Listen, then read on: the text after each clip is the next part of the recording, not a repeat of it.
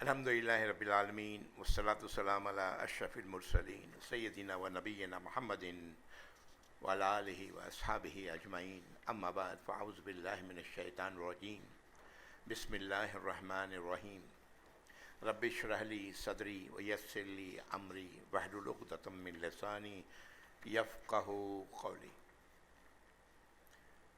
13ویں نشست ہے، 13ویں ہے نا؟ السلام علیکم ورحمۃ اللہ وبرکاتہ۔ یہ 13ویں نشست ہے اور انشاءاللہ اس میں 2-3 آیات ہیں جو ہم لوگ صرف دیکھیں گے۔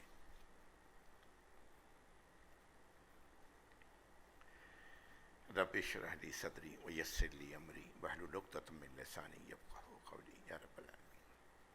اعوذ باللہ من الشیطان الرجیم۔ آیت نمبر 102۔ یہ کہنے کی ضرورت نہیں ہے کہ آپ بھی مسلمان ہیں میں بھی مسلمان ہوں، کیا فرق ہے ہم دونوں میں؟ کوئی نہیں۔ جو تھوڑا بہت دین کا علم رکھتا ہوں وہ آپ تک پہنچا رہا ہوں۔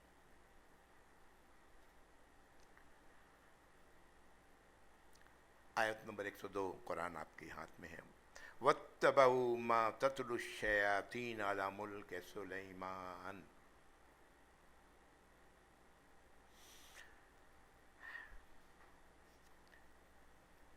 پیروی کی ان لوگوں نے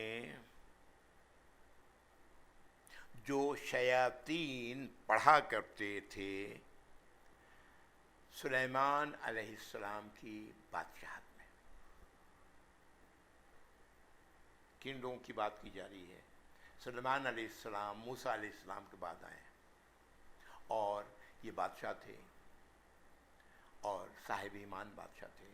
اللہ نے انہیں جو ان کی حکومت تھی وہ حکومت اللہ نے اس کے بعد کسی اور کو نہیں دی۔ ہوا پر ان کا حکم چلتا، شیاطین اور جن ان کے تحت کام کرتے، ان کے حکم پر کام کرتے، اور چرند پرند حتیٰ یہ کہ چوٹی کی آواز بھی یہ سن سکتے اور سمجھ سکتے تھے۔ تو اللہ تعالیٰ فرما رہا ہے کہ سلیمان علیہ السلام کی حکومت میں کیا کیا ان لوگوں نے کہ پیروی کی شیطانوں کی، اس چیز میں جو وہ شیطان پڑھا کرتے تھے۔ شیطان نہ صرف انسان میں، نہ صرف جنوں میں سے ہے بلکہ انسانوں میں سے بھی ہے۔ شیاطین، یہ شیاطین کا لفظ آ چکا ہے پیچھے آیت نمبر 8 میں سورۃ البقرہ۔ ہاں، وَمَا كَفَرَ سُلَيْمَانُ، اور سلیمان علیہ السلام نے کفر نہیں کیا۔ یہ کہا کرتے تھے کہ یہ جادو کا علم سلیمان علیہ السلام نے سکھایا ہے۔ یہ جادو سکھانے والے سلیمان علیہ السلام ہیں۔ آج بدنصیبی ہے کہ ہمارے یہاں بھی یہ ان کے یہاں کے فقرے ہمارے یہاں بھی رائج ہیں۔ جیسے ہم کبھی کہتے ہیں کوئی نظر نہیں آتا کوئی دن، تو کہتے ہیں کیا میاں سلیمانی ٹوپی پہن رکھی تھی کیا؟ ہاں، یعنی یہ جادو والی بات کی طرف اشارہ ہے۔ وہ پان جس کے اندر کتھ نہ ملایا جائے، چونا ہو صرف، وہ پان سلیمانی پان ہم کہتے ہیں۔ چونا غائب ہے، کتھ غائب ہے۔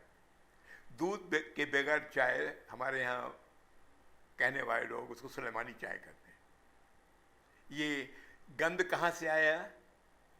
بنی اسرائیل کی روایات سے ہمارے اندر گھسا ہے، اور ہمیں پتہ نہیں کہ ہم کس کی بات کر رہے ہیں۔ سلیمان علیہ السلام اللہ کے نبی تھے اور پائے کے نبی تھے۔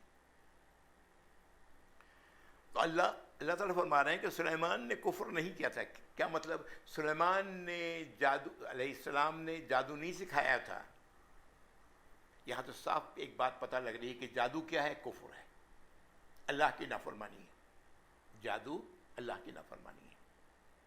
وَلَكِنَّ الشَّيَاطِينَ كَفَرُوا، لیکن وہ شیطان لوگ تھے، وہ شیطان تھے، بہت سارے شیطان جنہوں نے کفر کیا، جنہوں نے جادو کا علم سکھایا۔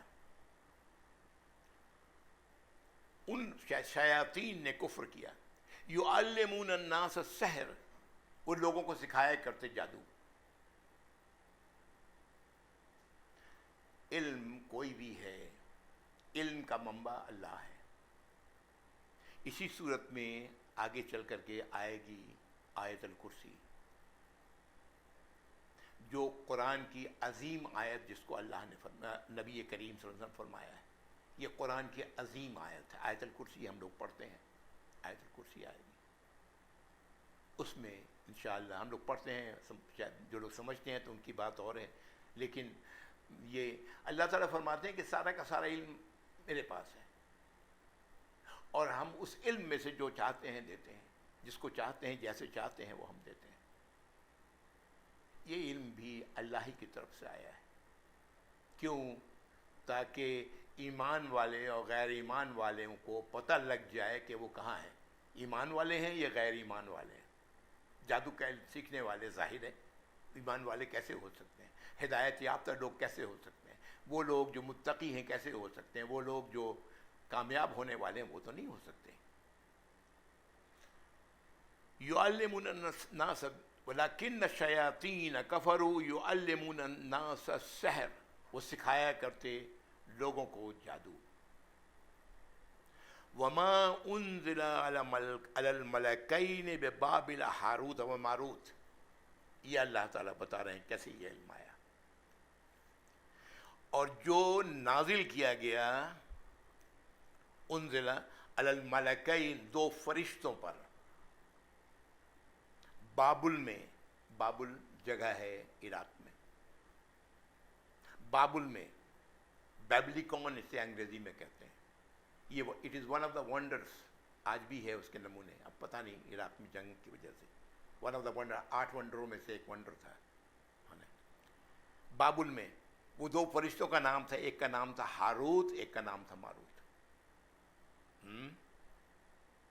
وما يعلمان من احد، اور یہ نہیں سکھاتے تھے کسی کو بھی. یہ لوگ جادو کا یہ علم جو اللہ نے ان کے ذریعے جو انسانوں تک پہنچایا ہے، یہ نہیں سکھاتے کسی کو بھی، مگر کب؟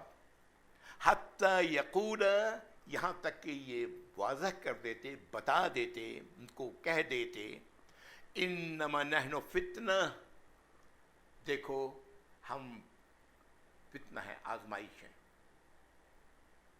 میں پہلے بھی کہہ چکا ہوں، اللہ کو ہماری آزمائش کی ضرورت نہیں ہے. اللہ تو جانتے ہیں کہ ہمارا مقام کہاں ہے، ہم کہاں جا رہے ہیں، کس راستے پہ جا رہے ہیں. پیچھے پڑ چکے ہیں، اللہ غافل نہیں، اللہ دیکھ رہے ہیں. ہم لوگ پیچھے پڑ چکے ہیں، ہے نا.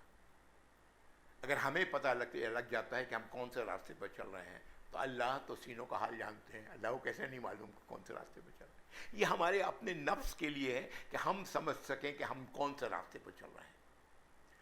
تو وہ نہیں سکھاتے کسی کو، یہاں تک کہ وہ ان سے کہہ دیتے کہ دیکھو بے شک ہم فتنہ ہیں، آزمائش ہیں. فلا تکفر، کفر مت کرو، اللہ کی یہ نافرمانی مت کرو. اس کا سیکھنا اللہ کی نافرمانی ہے. فَيَتَعَلَّمُونَ مِنْهُمَا مَا يُفَرِّقُونَ بِهِ بَيْنَ الْمَرْءِ وَزَوْجِهِ. تو یہ لوگ، یہ بنی اسرائیل کا حوالہ پھر ہے، نام نہیں لیا گیا ہے اس لیے کہ سلیمان علیہ السلام کے حوالے سے یہ بات کہہ دی کہ سلیمان علیہ السلام بنی اسرائیل میں آئے تھے. ان کے رسولوں میں سے جو کہا اللہ تعالیٰ نے، اس کے بعد رسولوں کا سلسلہ رہا، یہاں تک کہ پہلے پچھلی نشست میں ہم سن چکے ہیں، یہاں تک کہ عیسیٰ ابن مریم آئے. تو یہ لوگ کیا کرتے؟ سیکھتے ان دونوں سے. کیا چیز سیکھتے؟ وہ عمل سیکھتے، ما یفرقون بینہ و بین المرء وزوجہ، جو میاں بیوی میں اختلاف ڈالنے، فرق کرنے والی ہوتی. دیکھیں یہ بہت ہی گندا عمل ہے. کسی کی شادی شدہ زندگی میں تفرقہ ڈالنا، یہ تمام اعمال سے بہت ہی برا عمل ہے. اللہ تعالیٰ محفوظ رکھیں، اللہ تعالیٰ سمجھ دیں ان لوگوں کو کہ ہم میں سے کوئی ایسا کام نہ کرے. ہمیں سمجھ دیں اس بات کی. یہ پوری کی پوری نسل تباہ ہو جاتی ہے. یہ جو میاں بیوی کی علیحدگی ہے، پڑھیں گے اسی صورت میں پڑھیں گے، طلاق کا بھی مسئلہ آئے گا. یہ بہت ہی گندا عمل ہے. اس کی ایک حدیث میرے ذہن میں آ گئی، وہ سن لیں. نبی کریم صلی اللہ علیہ وسلم نے فرمایا کہ یہ جو بڑا شیطان ہے ابلیس، وہ اپنا تخت پانی کے اوپر لگاتا ہے. صحیح حدیث ہے جو میں بیان الفاظ میرے اپنے ہیں. اور پھر یہ چھوٹے چھوٹے شیاطین جن آ کر کے اس کو رپورٹ کرتے ہیں کہ میں نے آج یہ کیا، میں نے یہ کیا، میں نے یہ کیا. جیسا کہ عام طور سے ہوتا ہے، ہم لوگ جانتے ہیں کہ بھائی دفتر میں جو آفیسر ہے اس کو آ کے سب آرڈینیٹس آ کے رپورٹ کرتے ہیں، اسی طرح یہ رپورٹ کرتے ہیں. یہ سب کی سنتا، کہتا تم نے کچھ نہیں کیا، تم نے کچھ نہیں کیا، تم نے کچھ نہیں کیا. اتنے میں ایک آتا ہے شیطان، اور وہ آ کے کہتا ہے کہ میں پیچھے لگا ایک میاں بیوی کے، اور میں نے اس وقت تک ان کو نہیں چھوڑا جب تک کہ ان کے درمیان علیحدگی نہ کروا دی. یہ بڑا شیطان کہتا ہے شاباش تم نے کام کیا، آؤ میرے پاس بیٹھو. آ رہی ہے بات سمجھ میں؟ اور وہ یہ چیز سیکھا کرتے تھے کہ میاں بیوی کے درمیان اختلاف فرق کر دیں، تفریق پیدا کر دیں. یہ وہ کام سیکھا کرتے کس سے؟ ہاروت اور ماروت سے.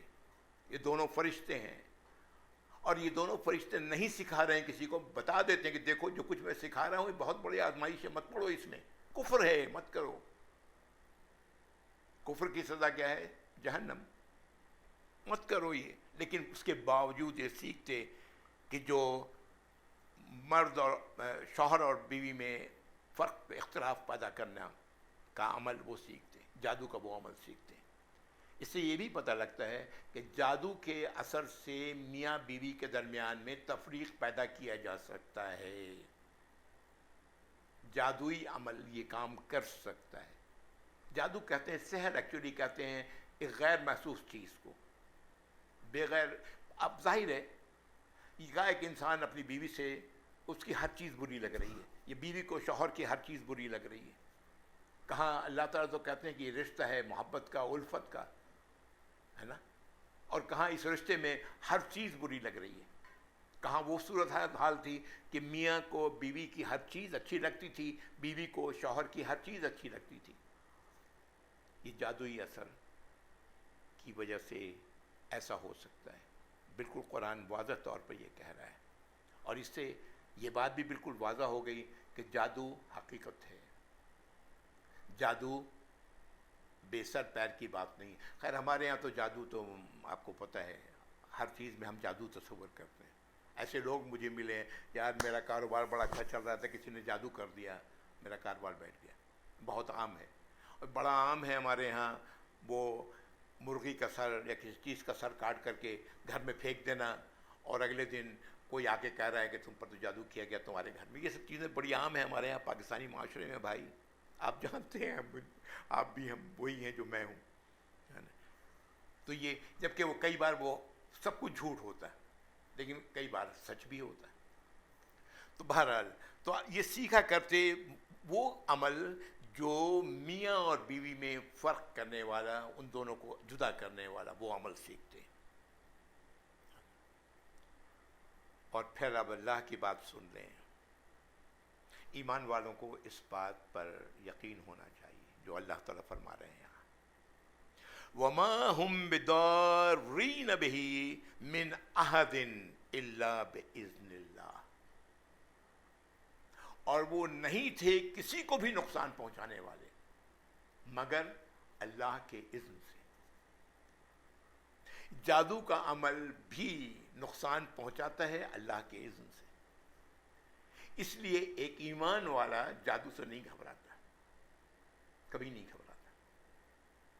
ایمان والا تو جانتا ہے کہ ہم پر کچھ بھی نہیں آ سکتی، کچھ بھی نہیں مصیبت آ سکتی مگر اللہ کے اذن سے. بڑی خوبصورت آیت ہے سورہ توبہ میں، قُل لَن يُصِيبَنَا إِلَّا مَا كَتَبَ اللَّهُ لَنَا هُوَ مَوْلَانَا وَعَلَى اللَّهِ فَلْيَتَوَكَّلِ الْمُؤْمِنُونَ. کہہ دو کہ کچھ بھی کوئی مصیبت ہم پر نہیں آ سکتی مگر وہی جو میرے اللہ نے مقدر کر دی ہے، وہ تو مولا ہے میرا. مولا کے معنی سمجھتے ہیں؟ آج کل ہم یہ لفظ استعمال کرتے ہیں مولانا، علماء کے لیے استعمال کرتے ہیں، جس کے لیے بھی استعمال کرتے ہیں ہم لوگ جانتے ہیں. مولانا، اللہ مولا. اب یہ لفظ یہاں پر ہے مولا. مولا کرتے ہیں وہ جو سرپرست ہے، جو حمایتی ہے، جو محبت کرنے والا ہے، جو وقت پر ساتھ دینے والا ہے. وہ تو اللہ ہے. وہ مولانا، وہ میرا مولا ہے. فَلْيَتَوَكَّلِ الْمُؤْمِنُونَ. تو مومنوں کو چاہیے کہ اللہ پر ہی توکل کریں. بڑی خوبصورت آیت ہے، غالباً آیت نمبر 51-52 ہے اسی سورۃ توبہ کی. یاد کر لیں اس کو، دیکھ لیں گے بعد میں، ابھی تو چھوڑ دیں. قُل لَن يُصِيبَنَا إِلَّا مَا كَتَبَ اللَّهُ لَنَا هُوَ مَوْلَانَا وَعَلَى اللَّهِ فَلْيَتَوَكَّلِ الْمُؤْمِنُونَ. مومن کو تو اللہ ہی پر توکل کرنا چاہیے.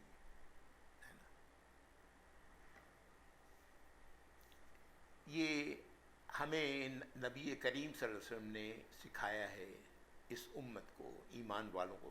کیا؟ ہر فرض نماز کے بعد ایک تو وہ تسبیح ہے، سبحان اللہ 33 بار، الحمدللہ 33 بار، اور اللہ اکبر 33 بار، اور آخری بار لا الہ الا اللہ وحدہ لا شریک لہ لہ الملک ولہ الحمد وہو علی کل شیء قدیر. کچھ اور کلمات بھی ہیں، میں اس کو جان بوجھ کر نہیں کر رہا ہوں اس لیے کہ ابھی کرنے کا کوئی فائدہ نہیں. آپ لوگ دیکھ سکتے ہیں، تلاش کریں گے مل جائے گا. پھر آیت الکرسی کا پڑھنا. آیت الکرسی کا یہ اثر ہم لوگ جانتے ہیں. مجھے اچھی طرح یاد ہے کہ بچپن میں مجھے میری نانی نے سکھایا تھا کہ آیت الکرسی کر کے پڑھ کے پھونک لیا کرو اپنے پر. اللہ کے نبی نے نہیں سکھایا، یہ میری نانی کی بات میں کر رہا ہوں. پھونکنے اکنے کے لیے کچھ نہیں کہا اللہ کے نبی صلی اللہ علیہ وسلم، پڑھنے کے لیے کہا ہے. ہر فرض نماز کے بعد آیت الکرسی کا پڑھنا، اور پھر قل هو اللہ، قل اعوذ برب الفلق، قل اعوذ برب الناس، یہ 3 صورتیں ان کا پڑھنا. اور مغرب اور عشاء کی نمازوں میں ان 3 صورتوں کو 3 بار پڑھا جائے. قل اعوذ برب قل هو اللہ تو اللہ کی وحدانیت ہے، کلمہ توحید ہے نا. اور قل اعوذ برب الفلق وہ تمام کے تمام وہ چیز جو ہم پر باہر سے حملہ کر سکتی ہے اس کی دفع ہے.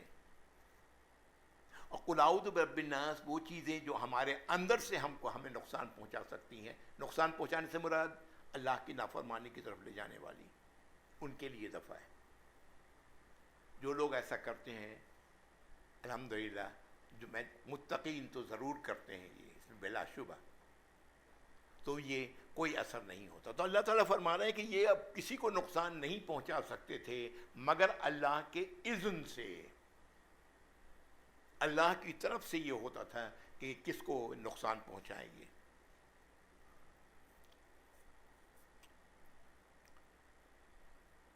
وَيَتَعَلَّمُونَ مَا يَضُرُّهُمْ وَلَا يَنفَعُهُمْ. اور یہ لوگ وہ کچھ سیکھتے تھے جو انہیں نقصان پہنچانے والا تھا، نہ کہ فائدہ. جادو کا کوئی بھی عمل جو کچھ بھی سیکھیں وہ سوائے نقصان کے اور کچھ نہیں.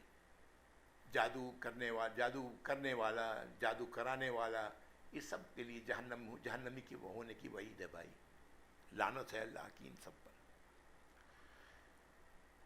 کہ یہ یتعلمون وہ لوگ سیکھتے اور یہ پہلے بھی اور آج کا دونوں ہی یہ مظاہرہ ہے، سیکھتے ہیں یا سیکھتے تھے یا سیکھیں گے جو انہیں نقصان پہنچانے کی والی چیز ہوگی، نہ کہ فائدہ. وَلَقَدْ عَلِمُوا لَمَنِ اشْتَرَاهُ مَا لَهُ فِي الْآخِرَةِ مِنْ خَلَاقٍ.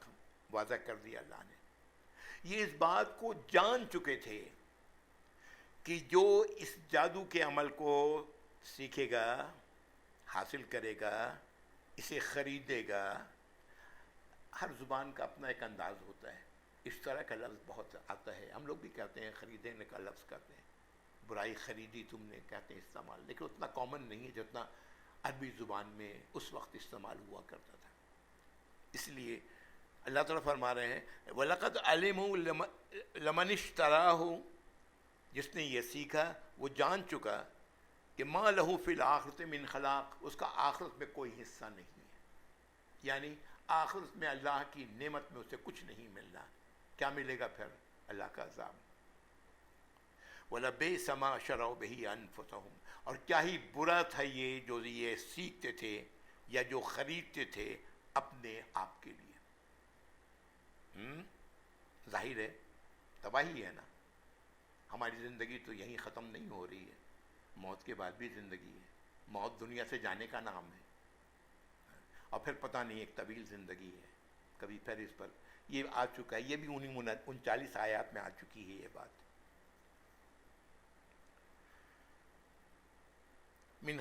ما له فی الآخرۃ من خلاق ولبئس ما شروا به انفسهم لو كانوا یعلمون. کاش کہ یہ جان جاتے اس بات کو، اس بات کا علم رکھتے. ایک بات ذہن میں رکھیں، علم وہ ہے جو عمل میں آئے. یاد رکھیں، علم اس کو کہتے ہیں جو عمل میں آئے. جو عمل میں نہیں آئے وہ علم نہیں ہے، وہ ایک گمان ہے، ظن ہے. قرآن جسے علم کہتا ہے وہ چیز جو وہ عمل میں لا رہے ہیں. تو اللہ تعالیٰ کہہ رہے ہیں کہ اگر یہ جانتے ہوتے تو ایسا کام وہ نہیں کرتے. لو کانوا یعلمون، کاش کہ وہ لوگ یہ عمل نہیں کرتے، ایسا کام نہیں کرتے. یہاں مقصد کہنے کا یہ ہے، یہ علم ان کے پاس ہوتا، اگر یہ ہوتا کہ آخرت میں کوئی ان کے لیے کوئی حصہ نہیں، جبکہ جان رہے ہیں یہ ساری باتیں بتا دی جا رہی ہیں، اس کے باوجود یہ عمل وہ کیا کرتے تھے. وَلَوْ أَنَّهُمْ آمَنُوا وَاتَّقَوْا، اور کاش کہ یہ لوگ ایمان والے ہوتے، ایمان لاتے. یہ جملہ ماضی کے لیے بھی ہے اور اس وقت جو حال جب یہ آیات نازل ہو رہی ہیں اس وقت کے لیے بھی ہے کہ کاش کہ یہ لوگ بنی اسرائیل، یہ لوگ آمنو، ایمان لاتے، اللہ کی باتوں کو دل کی گہرائی سے تسلیم کرتے. آمنو واتقوا، اور اپنے آپ کو اللہ کی ناراضگی سے بچاتے. وہی تقوی کا لفظ ہے، واتقوا، اپنے آپ کو یہ لوگ اللہ کی ناراضگی، غضب، سزا سے بچاتے. لَمَثُوبَةٌ مِّنْ عِنْدِ اللَّهِ خَيْرٌ، یہ مثوبتم کا جو لفظ آیا ہے یہ در حقیقت لفظ ہم لوگ اردو میں اس کو بولتے ہیں ثواب. یہ وہی لفظ ہے. ثواب کے معنی ہوتا بدلہ، تو بے شک اس کا بدلہ ہوتا من عند اللہ خیر، اللہ کے پاس بہت بھلا. کب؟ اگر یہ لوگ ایمان لے آتے اور اللہ کی ناراضگی سے بچتے تو اس کا بدلہ ان کے لیے اللہ کے پاس بہت خیر ہوتا. یہ وہی بات ہے جو آیت 2 سے 5 میں آخر میں کہی گئی کہ یہی لوگ ہیں جو ہدایت یافتہ ہیں، یہی لوگ ہیں جو کامیاب ہیں. وہی بات یہاں کہی جا رہی ہے. لو کانوا یعلمون، پھر وہی یعلمون کا لفظ آ رہا ہے جو پہلے آیا. کاش کہ یہ اس کا علم رکھتے. علم تو تھا لیکن عمل میں نہیں تھا، اس لیے یہ علم ان کے لیے بیکار تھا. انہیں جانتے تو تھے لیکن یہ ان کے عمل میں نہیں تھا. اللہ تعالیٰ کہہ رہے ہیں کہ کاش کہ یہ بات جانتے، اس کا علم رکھتے. یہ میں نے اس 13ویں نشست میں خاص طور سے یہ اسی آیت تک اپنے آپ کو محدود رکھتا ہوں، آیت نمبر 103 104 تک، 103 تک، آیت نمبر 103 تک. میں نے شروع میں عرض کیا تھا کہ سورۃ البقرہ آپ صلی اللہ علیہ وسلم کی حدیث ہے کہ جادو سے بچانے والی صورت ہے. جس گھر میں پڑھا جاتا اس گھر میں شیطان داخل نہیں ہوتا. دیکھیں یہاں اس صورت کے اندر کس خوبصورتی سے اللہ تعالیٰ نے ساری بات جادو کے حوالے سے بتا دی ہے. اگر اس کے بعد بھی ایمان والے کو سمجھ میں نہ آئے یہ عام ہے، ہمارے ہر گلی کے نکڑ پر ایسے بقول شخص سے علماء بیٹھے ہوئے ہیں جو جادو کا توڑ جادو سے بتانے والے ہیں۔ کیا یہ واقعی ایسے لوگ علماء ہیں؟ کیا واقعی ایسے لوگ جادو کا توڑ کا جادو سے بتانے والے اللہ پر ایمان رکھتے ہیں؟ یہ ہم سوچنے کا سب ہے، ہم لوگ سوچ سکتے ہیں، خود سوچ سکتے ہیں۔ اللہ نے جادو کی حقیقت بتا دی، جادو کا علم، جادو صحیح ہے، اس کا علم اللہ نے دیا۔ یہ کون سیکھتا ہے، کیسے لوگ سیکھتے ہیں، کس کام کے لیے سیکھتے ہیں، کیا اس سے وہ فائدہ اٹھاتے ہیں، نقصان اٹھاتے ہیں، کیا یہ اثر کرے گا جس کے لیے وہ کر رہے ہیں، ساری باتیں اللہ نے بتا دی۔ یہ انہی پر اثر کرتا ہے جس اللہ نے جس کے لیے اذن کیا ہے، اللہ کی اذن سے یہ ہوتا ہے۔ اس لیے اللہ کا تقوی رکھنے والا وہ نہ جادو سے نہیں گھبراتا، اسے یقین ہوتا ہے کہ اسے اللہ تعالیٰ، اللہ کا اذن اس کے لیے کبھی نہیں ہوگا اس جادوئی عمل، وہ اللہ پر ہر حال میں بھروسہ کرتا ہے، ہر حال میں اللہ ہی پر توکل کرتا ہے۔ پھر وہی آیت وَلَن يُصِيبَنَا مَا كَتَبَ اللَّهُ لَنَا هُوَ مَوْلَانَا وَعَلَى اللَّهِ فَلْيَتَوَكَّلِ الْمُؤْمِنُونَ وآخر دعوانا الحمد للہ رب العالمین وصلی اللہ علی محمد وآلہ وصحبہ اجمعین۔